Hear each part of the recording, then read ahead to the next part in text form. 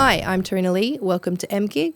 On this show, Marky, musician from the Mercy Kills and local band booker, will be joining me for a quick chat about how his band's been affected during lockdown. Matt Ryan, creator of Munster Time Zines, will also be joining me once again later on in the show. The music industry has seen many changes in the last 2 decades where it has been trying to reorganise itself. But what sort of damage has the current coronavirus done? Patrick Donovan, CEO of Music Victoria, has had a long journey with music, from being the chief music writer with The Age, playing in bands and disc jockeying. Patrick is a member of the Victorian Live Music Roundtable and is on the board of the National Film and Sound Archive. He joins us now. And Susie Cupie-Doll from St Kilda Live Music will be joining us a little later. Hi Patrick, thanks for joining me. Hi. How are you going today? Doing fine, thank you. I just wanted to say, first off, a big congratulations to Music Victoria for reaching 10 years. Thank you. Yes, we've never had such big challenges. We're all ready to celebrate our 10th anniversary and think how far we'd come since the Slam Rally 10 years ago. But then we sort of got plunged back about 50 years. And so we've had to be agile and adjust. But yes, it's nice to have 10 years under the belt. So we're sort of, as best as we can be prepared for this issue. Yeah, definitely. Well, obviously, I want to ask you, your views on how lockdown has impacted the music industry. Yeah, look, obviously the live music industry has just been obliterated. It was one of the first to close down. It'll be one of the last to reopen, particularly small venues where it's hard to do social distancing. So the live music venues, the artists who perform live for their main source of income, all the hospitality staff, the band bookers, the booking agents, anyone to do with the live side has really been completely obliterated. So it's been a complete mess, and we're trying to sort of prioritise on, supporting the artists and the venues and the industry, and just get everything ready to start again and start the recovery. Yeah, and I noticed Music Victoria's put up free memberships till June 30th to help, obviously, musicians and people who are part of live music, which is great. What are some of the things that Music Victoria can offer at the moment for people who are affected by this? Yeah, sure. So I suppose one of the key things we offer at the moment, which a lot of artists in particular, industry workers are really suffering from, is just disconnection. They're so used to sort of being around other music industries. So, people have been reaching out. We've doubled our membership in a week. People wanting to be part of something, wanting to be in forums, wanting to know the latest information. So we're sort of a portal for any sort of government support or anything we hear about. We have on our website, and we regularly communicate to the sector. We're also the mechanism for the sector to feed back their needs, for us to feed those back to government. So that's been really heartening to see how many people have been part of our venue owners groups and bookers groups and musicians groups. So over the last sort of 6 weeks, it's very much been about feeding the relevant information about how to get on JobKeeper and JobSeeker, and accessing the rental code of conduct, all of the grants that are available. And then we've also been sort of lobbying government and local government, urging them to, support the artists through this time. So I suppose one of the key things we do is connect the industry together and provide that united voice to government.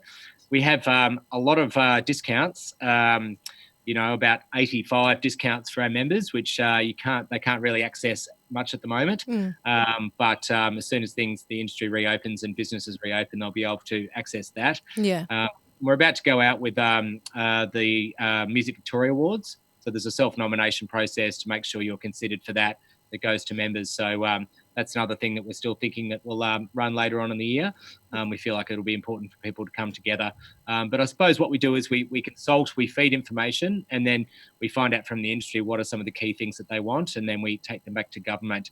And it all impacts on the professional development and programs that we run, like Cultivate, it's a women's leadership program, and Live Music Professionals for mid-career promoters and live music venues. So we run a bunch of programs, and if you're a member, you're hearing about all of the things that are there to support you, and you're sort of first in line for them. Yeah, which is fantastic. There's been, just in even the last month, so much different funding has popped up to help artists, all around, not just even musicians, but anybody sort of involved, which is fantastic because we're definitely in need of it. Also, how do you think with this lockdown, obviously everything's gone digital at the moment. We've got a lot of musicians on there streaming.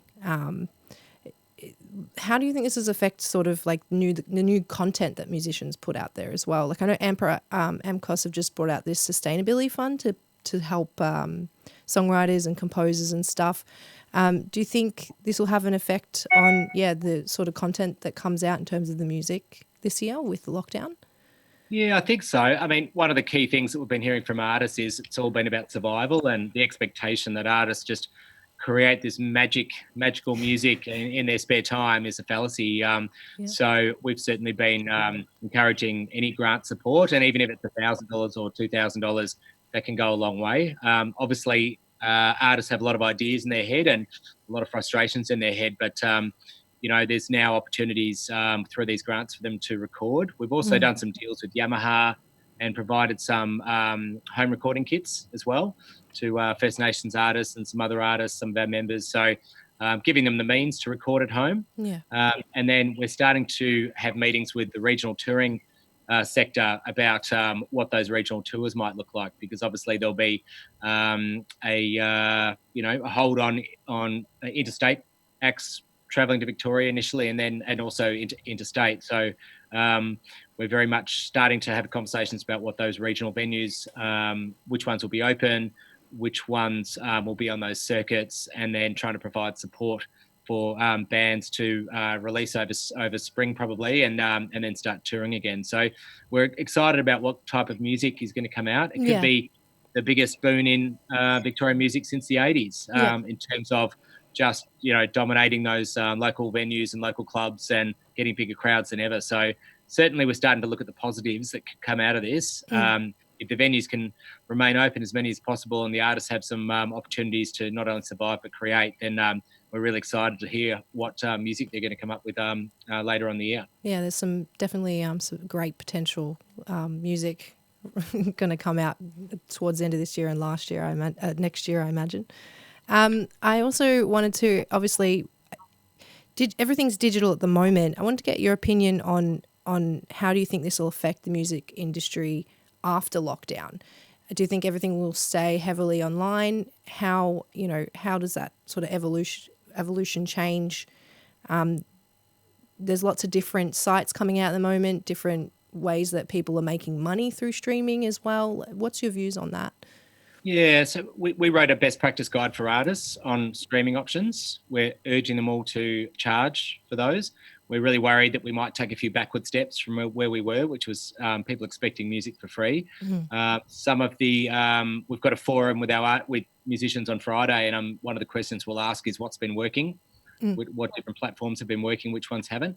I feel like there's going to be some things that we've all learnt through this period that we'll take forward. For instance, we have had 250 new regional artists sign up as members in the last week. So we're now realising that if we want to get to as many regional artists as possible with professional development, then it's best to keep doing it on Zoom.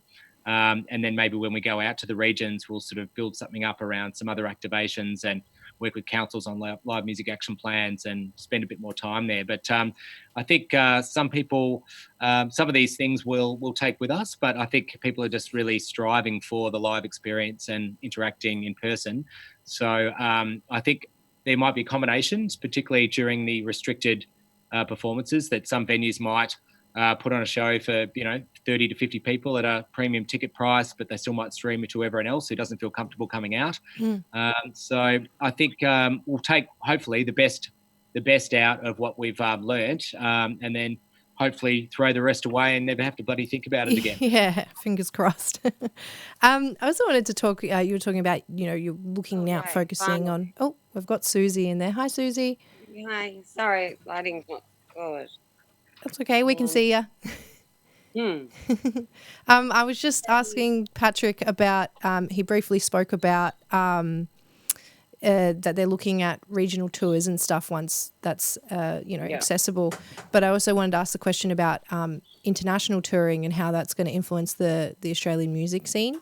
I think this is going to be a great time for the Australian music scene, even though it kind of sucks that our artists won't be able to tour Europe and America for a while, but it's going to give a chance for Australian artists to be on the bigger stages. So this is our time to incubate our artists, because everyone knows, Melbourne's got the best music scene, and we've got these most amazing bands, but they don't get the profile that they deserve because, everyone still wants to go and see, I don't know, I'm not going to say any names, but, the big way, this is our chance to move up a level, basically. Yeah. My silver lining is I see Australian artists getting a much bigger chance to get on better stages and with better pay. Yeah, and I think there'll need to be a really big audience development campaign, and Absolutely. we need to make sure the venues and festivals that open are doing safely and the public have confidence in that, because we'll be asking music fans to take a bit more of a punt like they used to do. Go out to a festival even if you only know a couple of the bands, and there are so many acts out there that most people aren't really aware of. So that's something that we're really hoping that the audiences will come out, because we know the bands. I think it's going to work well for Australian musicians in general. Yeah.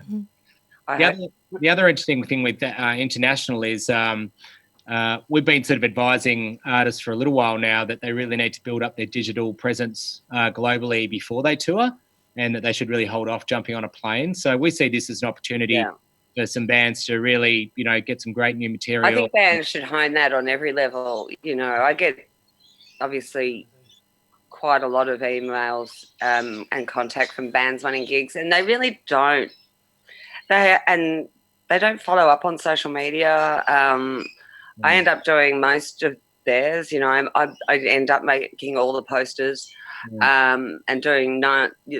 Some bands are ace, some bands do none. And I really think that if you're going to be doing this as a job, which we do, the bands need to. It's a good time for them to reflect on how they project themselves, and on their Facebook pages even, and just, because I go through and I work with a lot of bands every week with the SB and the Vineyard, and I go to check their bios and I read their descriptions. Like, I am I do pay attention. I know how much social media each band does, and I know how much effort that they've done in promoting themselves. Some of your suggestions on how people can support the music industry at the moment? Well, firstly, if your employer hasn't applied for JobKeeper yet, they can still do that up until the end of May. So definitely, number one, get onto JobKeeper and JobSeeker. Secondly, go to Music Victoria's resources page and have a look at all of the grants that are available. There's quite a few out there at the moment. And I think one of the best things to do is get behind your community radio stations. Triple and PBS has just launched its radio festival today, and that's sort of the heartbeat of Melbourne.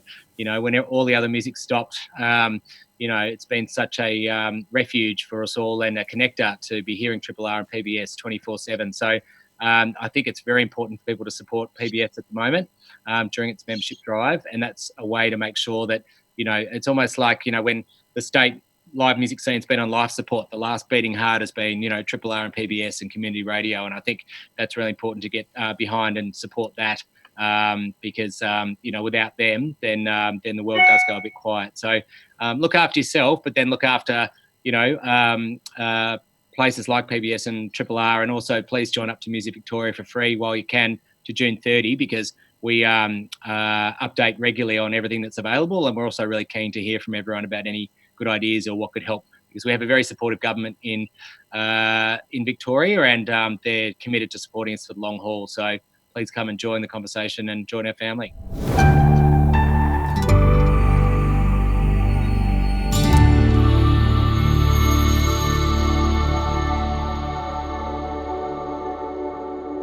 I've got Marky on the phone. How you going? Hey, Terina, good, thank you. How you doing? Yeah, not too bad considering. All right. I'm just stepping into the sunroom here, looking out over Security Beach. It's Lovely. a good time for a sunroom right now. Got the sun shining in. Here we go. Yes, nice. I wanted to sort of get a start of where you were with your music before lockdown and how it's affected the band and yourself as a musician. Yeah, well, look, it's affected us greatly. It's well, obviously live. We had a lot of plans for this year. We just signed a deal, so we were talking about shows, interstate shows, and also plans for overseas as well. So obviously all of that has been put on the back burner. We've continued to record, and we've got a couple of singles coming out, and those sort of so things are happening still behind the scenes. But yeah, look, that's a big one, not being able to play live, and also as a band booker myself as well, and looking at the whole side of the industry, it's decimated everything, really, hasn't it? Crazy times. It is crazy times. So obviously the band, this is Mercy Kills we're talking about. Yeah, the Mercy Kills, yeah. Yep, the Mercy Kills. And you guys have obviously still been working on things during lockdown, but with that potential not being able to play live. Obviously, or even plan. I mean, it's really the planning. I mean, we were looking at putting a tour together. I mean, this is in February, Jan-Feb, we were talking about what's the strategy going to be? Where we were looking at sort of mid-year for some interstate shows, and then towards the end of the year we were looking at some overseas stuff. And of course, it's the label's now saying, well, forget anything really for this entire year now. On that note as well, international touring, how do you think, in your own opinion, how do you think that that pause will have an influence on the Australian music industry? I think it's going to be a slow startup. With you, like, as in artists, well, there's artists coming here, and of course, and Australian artists going out. It's just going to be a very slow, gradual process, I guess. It's certainly unprecedented across the board. So I saw the other day about festivals. They're saying possibly we won't have festivals for another maybe 2 years. I also saw something about they were thinking of opening festivals, but you'd have to be tested first before being able to enter the festival. Yes, of course. Yeah, that's how that's the only way to do it, isn't it? Really? Yeah, it's interesting. I wonder if it takes some of the fun out of going to a festival or not. That's a whole nother can of worms, isn't it? That whole side of it. I did want to ask you though, as you mentioned, being a band booker, and the possibility, obviously, of venues opening up again on the 1st of June with a limit on patrons, that they're talking about 20 people at first and then upping it to 50. What's your opinion on that? Do you think that's viable in terms of live music starting up? It's a real catch-22, Terina, that one. That's because obviously a venue's not going to. I mean, they're going to be limping into it. If they're only allowed, say 20, even up to 50 people. I mean, I don't know, how do you make it work? I mean, it's always been like get people to your show, isn't it? That's always been the thing. Hey, we'll put you guys on, and hey, if you pack the joint, fantastic. So how does that now work? My opinion on that is that there won't be much interest in putting on live stuff if we've still got restrictions of, say, 20 people, 30 people. I mean, look, I don't know. What do you do? Do you just sort of say, tell people not to come to your gig? I mean, I don't know how it's going to work. Do you have like your special 10 or 20 friends that are allowed to come? Or I don't know. How does it work? It's just, I think they'll just go, okay, for example, I'll say bar X or whatever, just opens its doors. They can have 20 people, 30 people, and I guess they just trade on those people and keep the overheads down, which means no sound engineer, no band, no security, of course, is another cost. I think they'll initially just have to keep all those overheads as low as possible and just rely on that scattering of 20 or 30 people that they're allowed to have, and just hope that that'll at least cover the electricity bill, Yeah, well, potentially it's maybe a good start to I guess, get some of the venues surviving or getting some form of income. But in terms of music, it doesn't seem very... Yeah. No, that's right. It's the first step in reopening. But, yeah, as far as the live side of things, it's going to take...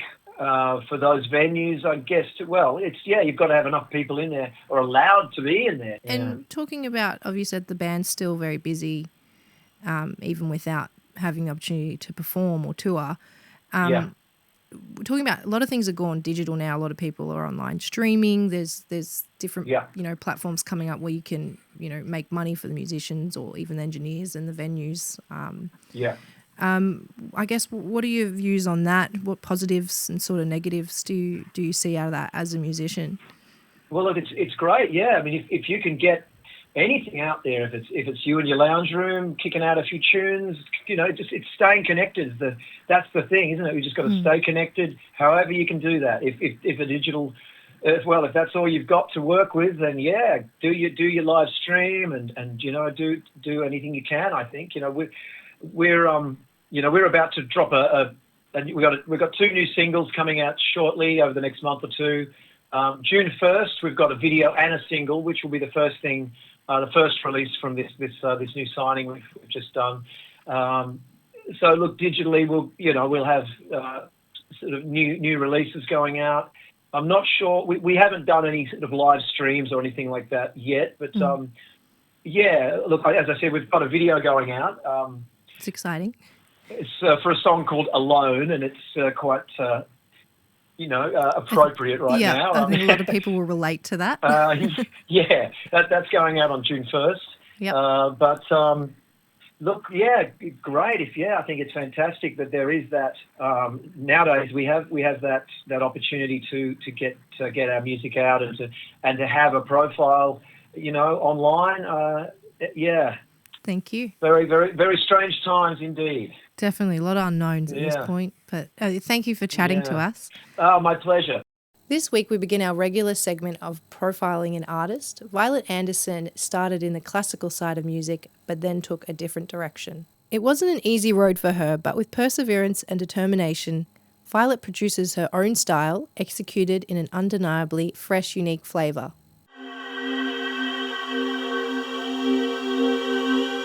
I've been playing music all my life.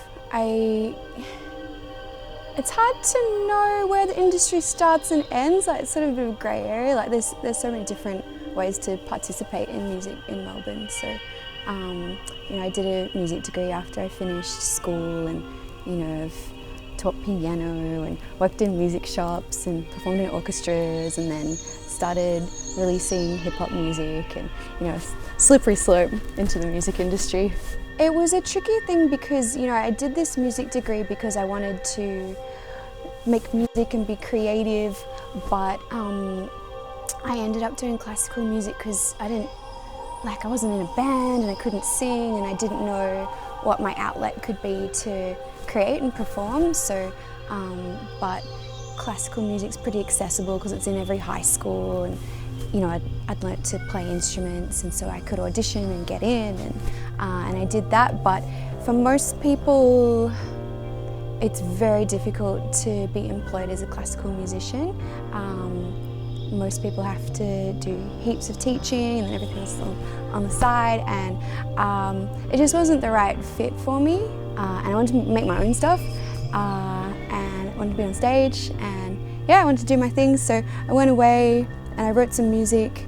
I wrote all different kinds of styles, but I wrote a rap because I'd been listening to Kanye West recently and at the time, and still do, and I really liked it, and I thought, oh, I'll have to do something with this, and so I made a rap alter ego and made a beat for it, and I just kept doing it. Had to teach myself heaps of stuff because I didn't have anyone to ask. I had a few people who helped me a little bit, but I didn't know anyone who made hip hop when I started, so I started trying to go to every local hip hop gig I could find and try and meet everyone. And that was hard because, not everyone's friendly, and a lot of people will pretend to be your friend and, not have your best interests at heart. And, yeah, I got treated really badly by a lot of people, to be honest, but you know, I stuck at it, and I found some good people, and yeah, I'm able to make music. Be careful who you trust.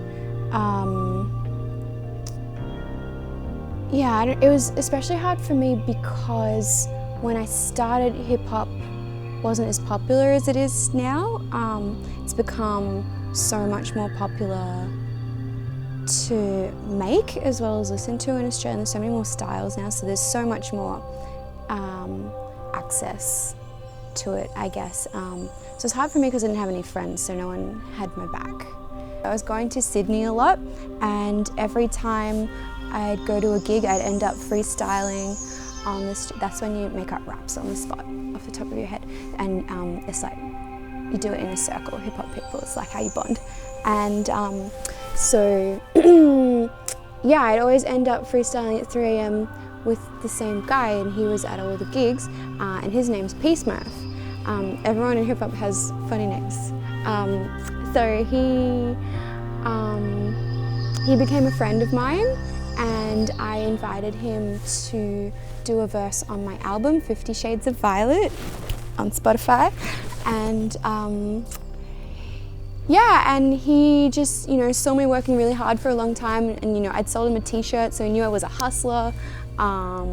And he likes the music I make and knows I work hard, and he ran a record label for like probably 7 years or something with a group of people called Big Village, and that was very successful, but he was ready to start something new, and he got approached by yeah, someone to run a new hip-hop label, and so he's spent the last 6 months to a year or something building that up and signing a few acts, and I was one of the acts that he wanted to sign. There's been a lot of bullying, a lot of misogyny. It's a big boys club. Like, a lot of music industries are like that, but unfortunately in hip-hop, it's like the gender balance is way off. Like, it's mostly men. I mean, there's definitely other women doing it, but we're definitely a minority. But we're also not given due credit, if that makes sense. There's more women doing it all the time, and the quality's really good. And I think one thing that could help is if venues and radio stations and anyone who's like part of the music industry and part of curating it, if there was like a standard of representation of women and non-binary people. I think what would be great to have more women included, because more women are making hip hop all the time, and the participation's getting better and better, and the music quality is really high. So what we need is the curators and people who put on gigs and make Spotify playlists and control what's on the, like, program the radio. I'd love to see more of that, because even though there's less women making hip-hop music and music at the moment, the quality of what's coming out is there, and there's no reason to brush us aside because there's less of us.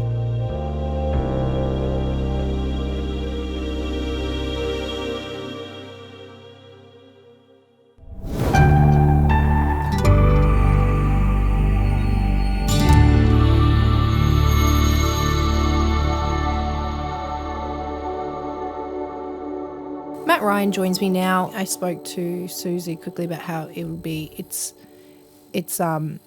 good for the venues to have the opportunity to open again. But in terms of live music at these early stages, do you think it's viable?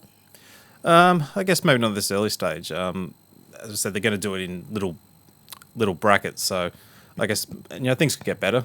We might have seen the worst. So it makes sense of that. I know that Mimo, they were planning, when they had the 100 rule before the 4x4 rule, they were still planning on having gigs there, but with just 100 people, and they included 99 people, and they included the door staff, the bouncers, and the bar staff. So I suppose if you can sustain it and then why not? Let's go for it. Yeah, I'm excited for it. Yeah, same. And also, I wanted to ask you about things are constantly changing. Obviously, there's different funding coming up. We've got different streaming platforms that are happening to support artists. What are some of the things you can suggest happening at the moment to support the music industry? Well, there's a few, as you mentioned, streaming. Like, there's a couple of streaming platforms that artists are taking their gigs to, like Stage It, which Dave Graney and Claire Moore are doing every Thursday night. Stu Thomas from Dave's band, The Surrealist, has been doing gigs there. Nathan from the Tarantinos, he's got one this coming Wednesday. Awesome. Yeah, so there's a few platforms out there, but I said record shops are still open, and we can't go to gigs, but we can still buy music. So that's one way of getting people's fix for music, but also supporting local business. Yeah, I think that's a brilliant idea. Yeah, so Gravel Records is open. That's open, I think, trading hours, and obviously with the restrictions, basically only a certain amount of people aside. But Warwick is also taken to delivering. So basically, if you live locally, he's happy to get in his car and drop it off to you for no charge. That is the future there, isn't it? And Strange World Records, you can't go into the shop, but they're still operating, doing mail orders, and anything over $120 is free shipping. Yeah. And also, same thing, if Rich is in Brunswick Street, so if you're in the local area, he'll drop it off free of charge as well. Off the Hip is going by appointment only, but again, mail orders you can do. And Rocksteady in the city is also, doors are open with only 2, well, as of last week it was 2 people in the shop, but maybe now it might be 3 or 4. So yeah. So, the shops are open, music's still out there, so get out and support the local industry. 100%. Thanks for joining me, Matt. Thanks for having me on as always, Terina. Always a pleasure. Cheers. That's all we have for this week. If you want to contact us, send us an email at ideas@studioemedia.com.au. Thanks for watching. See you next time.